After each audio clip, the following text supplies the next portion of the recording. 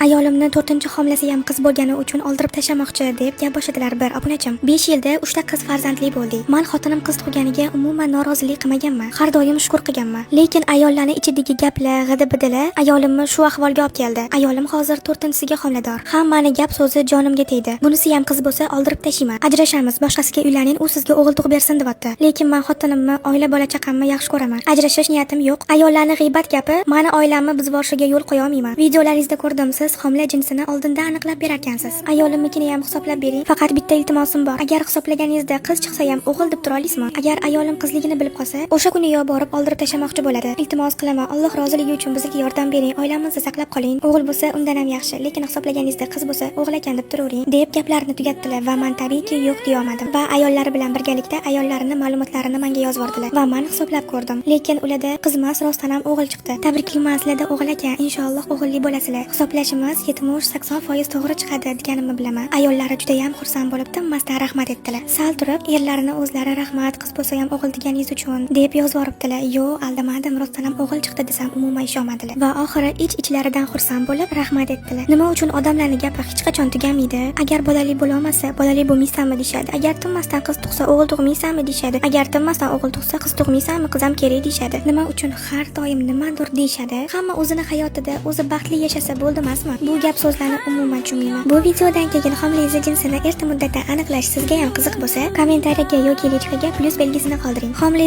jinsini birgalikda aniqlaymiz.